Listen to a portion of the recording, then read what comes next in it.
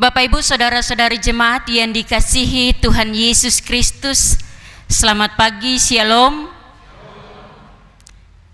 Kami patut mengucap syukur kepada Tuhan Yesus karena Tuhan Yesus baik dalam kehidupan kita dan sungguh amat baik, sehingga Tuhan boleh menjaga, melindungi, memelihara kita sampai kita boleh ada di bulan ke-11 tahun pelayanan 2025. Bapak Ibu saudara-saudari yang dikasihi Tuhan Yesus Kristus, pasti kita semua tahu dan mungkin kita pernah pergi di bengkel. Kita semua tahu bengkel? Pasti kita tahu bengkel itu adalah tempat untuk memperbaiki kendaraan-kendaraan yang rusak. Tidak mungkin kendaraan yang tidak rusak kita bawa ke bengkel. Pasti kendaraan yang rusak kita akan bawa ke bengkel.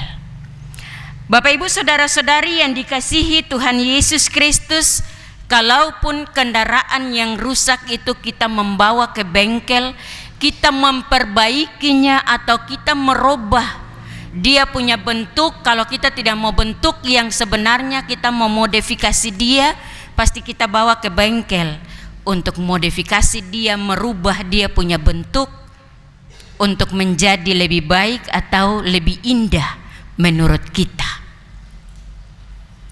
Sama dengan kehidupan kita, ketika kita ada dalam pergumulan hidup yang berat atau kita hidup di luar dari kehendak Tuhan, pasti kita ingin untuk diubah oleh Tuhan.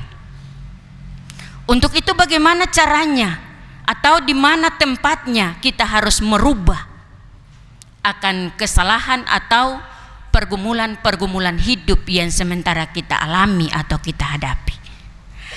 Tempat untuk merubah semuanya itu ada di gereja. Sering orang bilang bahwa gereja ini bukan gereja yang sesungguhnya, ini hanya gedung. Gereja yang sesungguhnya adalah kehidupan kita semua sebagai orang Kristen. Untuk itu ketika gereja atau diri hidup kita ini rusak, maka kita harus memperbaikinya dengan cara melakukan firman Tuhan dalam kehidupan kita. Bapak Ibu saudara-saudari yang dikasihi dalam Tuhan Yesus Kristus, hal yang demikian pun terjadi pada zaman Nabi Yeremia dipanggil Tuhan. Nabi Yeremia dipanggil Tuhan karena pada waktu itu bangsa Yehuda, mereka hidup dalam ketidaktaatan kepada Tuhan. Mereka hidup dalam kemerosotan mental. Mereka tidak melakukan kehendak Allah, tetapi mereka membelakangi Allah. Mereka tetap pergi ke gereja. Mereka melakukan rutinitas mereka setiap hari beribadah, tetapi mereka tidak sepenuhnya mengenal Tuhan atau menerima Tuhan dalam kehidupan mereka. Bapak Ibu saudara-saudari yang dikasihi Tuhan, itu pun juga terjadi dalam kehidupan kita sebagai orang Kristen, orang percaya. Terkadang kita bilang kata, yang penting saya sudah pergi di gereja setiap minggu. Yang penting saya sudah membaca firman Tuhan setiap hari. Yang penting saya sudah bangun pagi, saya sudah berdoa kepada Tuhan supaya Tuhan jaga, Tuhan pelihara, Tuhan lindungi saya di sepanjang kehidupan yang saya jalani. Itu belum menjadi jaminan untuk kita bahwa Tuhan akan tinggal bersama-sama dengan kita dan Tuhan akan memberkati hidup kita. Yang menjadi jaminan untuk kehidupan kita sebagai orang Kristen, yaitu bagaimana caranya kita melakukan firman Tuhan itu dalam kehidupan kita. Bukan saja kita sudah pergi gereja, lalu Tuhan sudah memperhitungkan kehadiran kita, Terkadang kita sebagai orang Kristen hanya mempergunakan hari Minggu itu sebagai rutinitas kita datang beribadah kepada Tuhan, tapi hati-hati kita itu tidak tertuju kepada Tuhan. Kalau kita datang ke gereja, kita punya tujuan mau beribadah kepada Tuhan, maka semua yang kita punya, semua yang kita pikirkan, kita tinggalkan di rumah. Dan kita bawa hati, pikiran, perasaan kita serahkan untuk Tuhan. Pasti kita duduk di dalam gereja, kita juga memperhatikan atau mendengar apa yang disampaikan lewat firman Tuhan. Kita tidak menggunakan HP-HP yang sementara kita pegang, atau kita melakukan hal lain ketika kita ada bersekutu dengan Tuhan.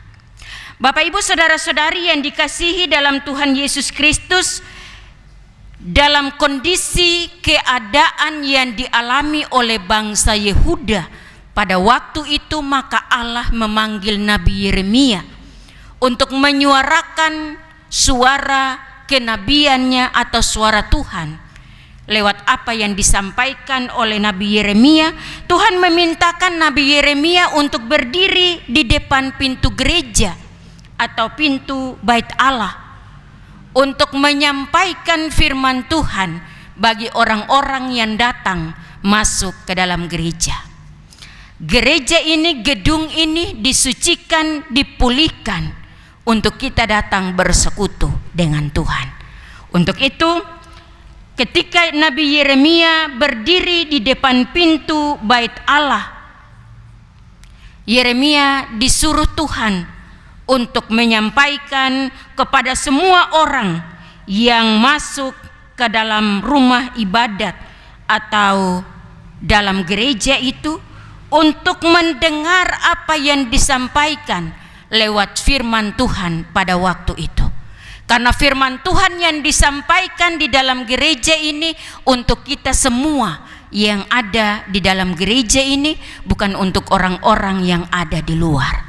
Jadi kalau memang kita sampaikan firman Tuhan di dalam gereja ini untuk orang-orang yang ada di luar, ya tidak perlu Bapak Ibu ada di dalam gereja. Untuk itu kita diajarkan oleh Tuhan untuk masuk dalam ruangan ibadah atau bait suci, untuk duduk bersekutu dengan Tuhan, pikiran, perasaan, hati tertuju kepada Tuhan, mendengarkan firman Tuhan dan melakukannya dalam kehidupan kita setiap hari. Itu adalah ibadah yang sejati yang diperhitungkan oleh Tuhan dalam kehidupan kita. Bukan sekadar kita datang beribadah sebagai rutinitas kita. Bapak Ibu saudara-saudara yang dikasihi dalam Tuhan Yesus Kristus, dalam Filipi pasal 2 ayat yang kelima mengajarkan kepada kita pola pikir yang baik seperti Kristus, yaitu rendah hati, taat, dan mengutamakan kehendak Allah. Berpikir seperti Kristus berarti iman tidak berhenti di pikiran kita, tetapi mengalir menjadi tindakan nyata dalam kehidupan kita. Jadi kalau kita mau berpikir seperti Kristus, bukan pikiran Kristus itu batas di pikiran kita, tetapi kita harus nyatakan itu lewat tingkah laku, perbuatan, perkataan kita setiap hari. Kalau kita sudah boleh melakukan semuanya itu dalam kehidupan kita, maka kita bisa mengalami perubahan dalam kehidupan kita. Yang tadi saya bilang bahwa ketika hidup kita rusak, maka kita harus memperbaikinya lewat tempat di mana kita ada mendengarkan firman Tuhan. Jadi kalau kita mendengarkan kebenaran firman Tuhan, kita lakukan dalam kehidupan kita, maka itu dapat merubah akan kehidupan kita yang rusak atau memperbaiki kehidupan kita yang rusak untuk menjadi lebih baik. Bapak Ibu saudara-saudari yang dikasihi Tuhan Yesus Kristus, perbuatan baik membuktikan bahwa iman itu hidup. Kita punya tema dan subtema di minggu ini, berpikir seperti Kristus, dan subtemanya perbuatan baik adalah bukti iman. Perbuatan baik adalah bukti iman. Jadi bukan perkataan baik, tapi perbuatan yang baik. Perkataan kemudian ditambahkan dengan perbuatan mewujudkan iman yang hidup. Kita baca dalam pembacaan kita tadi ayatnya yang kelima dan ayatnya yang keenam. Yeremia menyampaikan daftar tindakan yang Tuhan izinkan untuk kita sebagai orang percaya lakukan dalam kehidupan kita. Yang pertama, berlaku adil dalam kehidupan kita setiap hari. Pertama, kalau kita mau berlaku adil, kita wujudkan dalam kehidupan setiap hari kita, dalam keluarga, rumah tangga kita. Terkadang kita bilang kita berlaku adil untuk banyak orang, tapi dalam keluarga itu kita tidak adil. Kenapa saya bilang demikian? Terkadang kita lebih mementingkan orang-orang yang ada di sekitar kita, tetapi orang-orang yang dalam kehidupan keluarga kita itu kita abaikan. Terkadang kita lebih melihat akan kepentingan mereka yang di luar sana ketimbang kita yang ada dalam kehidupan keluarga.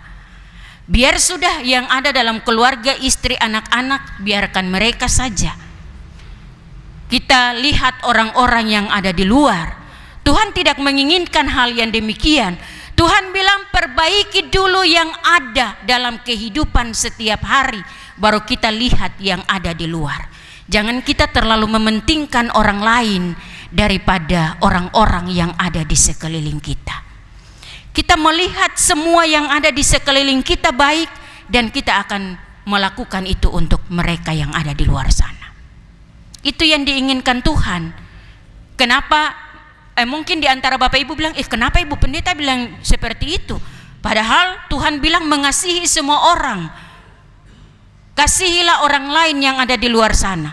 Tapi bukan berarti bahwa mengabaikan orang-orang yang ada di sekeliling kita ini, yang Tuhan anugerahkan untuk hidup kita ini, suami, istri, anak-anak kita abaikan, lalu orang lain itu kita perhatikan. Bukan seperti itu. Berlaku adil itu berarti bahwa semua yang kita lakukan itu adil. Dalam kehidupan keluarga, di luar sana semuanya adil. Saya berpikir kalau kita berlaku adil mulai dari dalam kehidupan keluarga rumah tangga, tidak akan menjadi persoalan ketika kita adil untuk orang-orang yang ada di luar sana.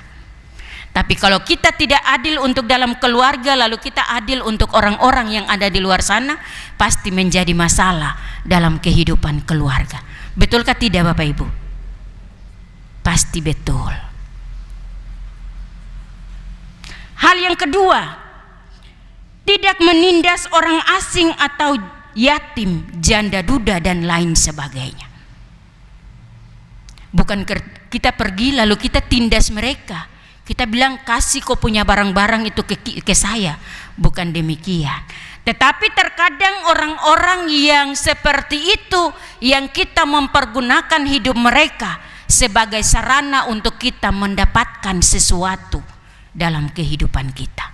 Kita sudah punya ini, tapi kita masih mempergunakan kehidupan orang-orang seperti itu untuk kita mendapatkan sesuatu yang lebih dalam kehidupan kita.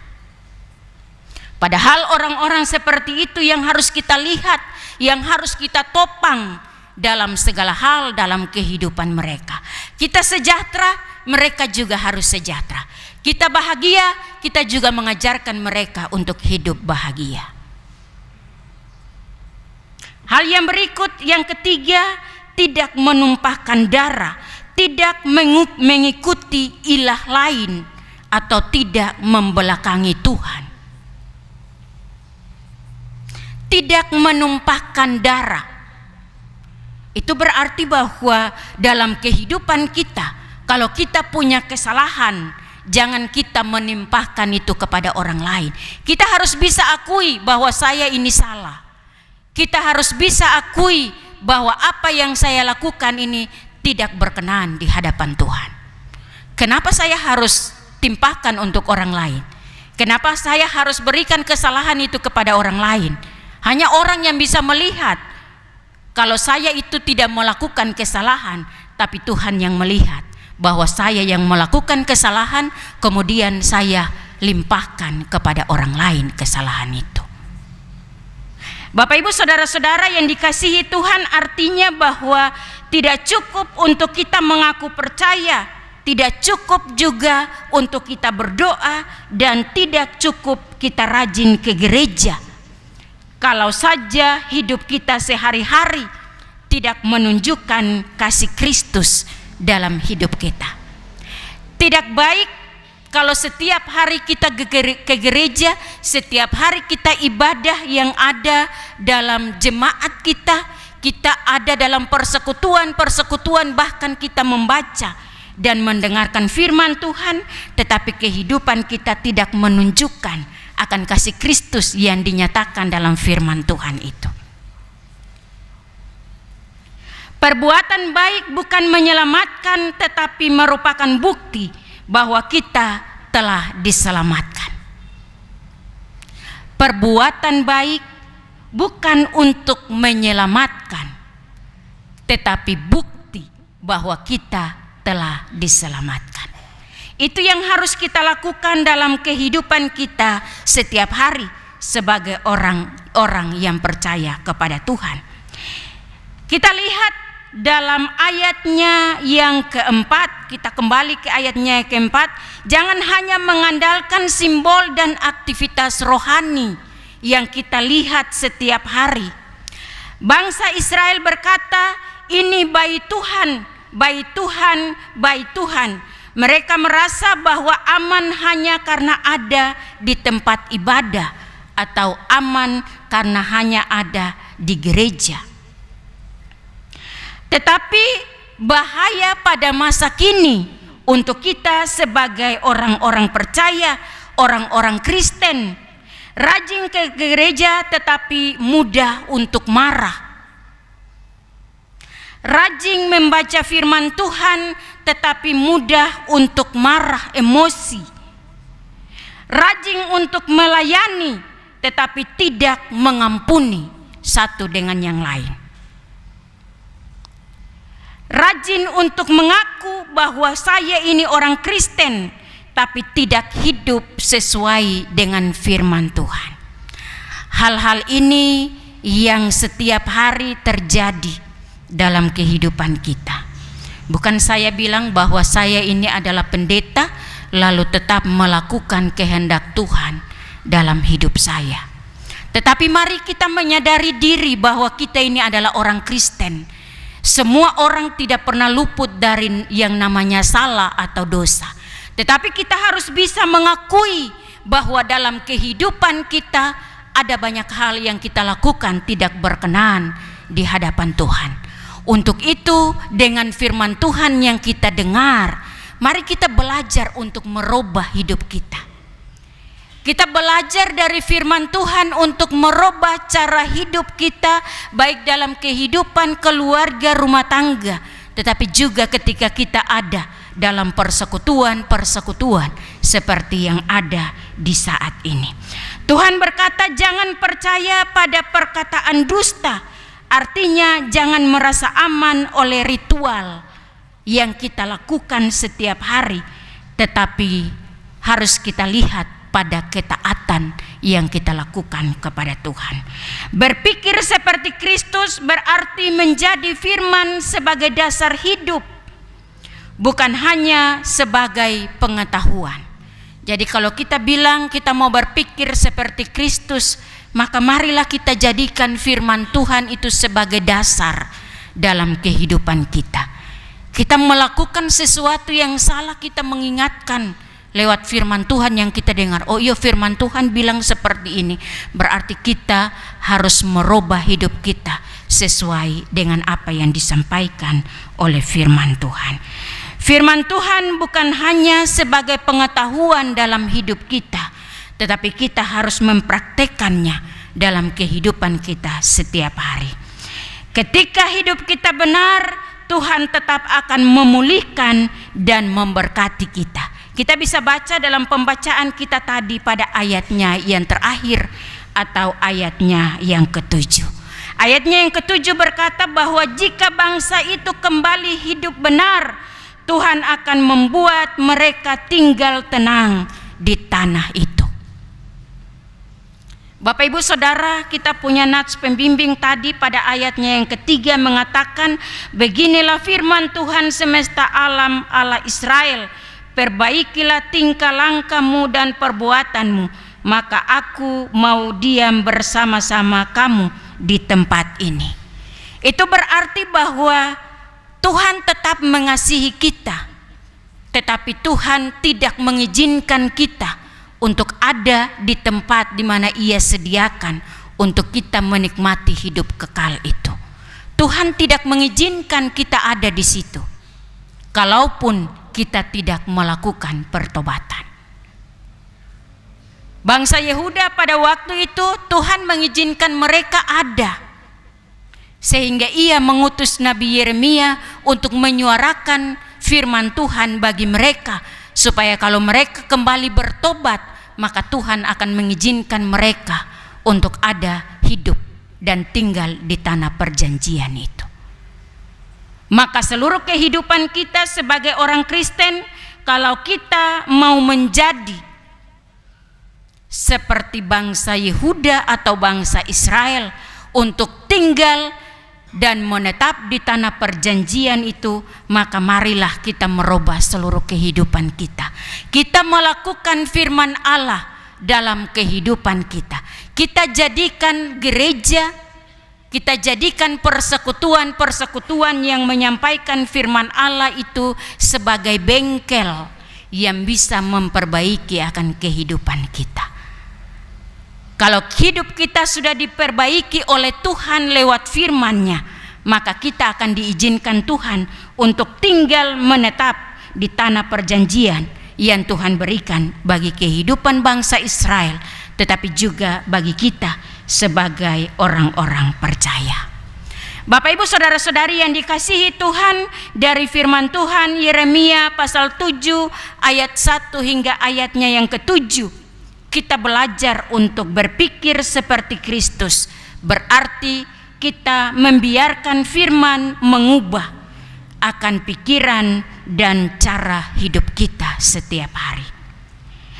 Kita berbuat baik adalah bukti iman yang hidup, iman yang selalu terlihat bukan saja didengar, tetapi dilakukan dalam kehidupan kita setiap hari. Kita melakukan ibadah, kita menjalaninya dalam kehidupan setiap hari. Itu tidak menjamin apapun jika kita hidup tidak berubah. Jadi walaupun kita beribadah setiap hari, kita membacakan firman Tuhan setiap hari, tapi kalau kita tidak melakukannya, maka kita punya kehidupan ini tidak pernah diubah. Kemudian Tuhan menjanjikan pemulihan dan berkat bagi kita semua, tetapi juga bagi bangsa Israel pada waktu itu. Untuk yang mau perbaiki hidupnya, maka janji berkat itu akan menjadi bagian dalam kehidupan kita semua. Bapak Ibu Saudara-saudari yang dikasihi Tuhan, mari kita menunjukkan iman kita bukan hanya lewat pengakuan kita, tetapi lewat cara hidup kita setiap hari. Kita nyatakan itu dalam kehidupan kita setiap hari lewat tingkah laku tutur kata kita. Mulai hari ini mari kita perbaiki satu persatu area kehidupan kita yang rusak, supaya kita bisa mencerminkan kasih Kristus itu dalam hidup kita. Kita tunjukkan kasih lewat tindakan-tindakan kecil dalam kehidupan kita setiap hari, yaitu kita saling menolong satu dengan yang lain, saling merendahkan diri, dan saling menopang mengampuni satu dengan yang lain. Jadikanlah firman Tuhan sebagai pedoman dalam keputusan kita setiap hari. Jangan mengandalkan pikiran dan pengetahuan kita. Jadilah orang Kristen yang tetap hidupnya berbicara lebih keras daripada kata-kata. Itu berarti bahwa jangan kita hanya berkata, tetapi kita tidak melakukannya dalam hidup kita. Kalau hari ini kita berani berkata, kita berani mengoreksi kehidupan orang lain, itu berarti bahwa hari ini juga kita harus belajar untuk melakukan apa yang kita sampaikan, apa yang kita koreksi untuk diri kita sendiri, tetapi juga untuk orang lain. Ketika kita bisa melakukan itu dalam kehidupan kita, maka hidup kita akan menjadi berkat bagi banyak orang. Tuhan Yesus memberkati kita dengan firman-Nya. Amin.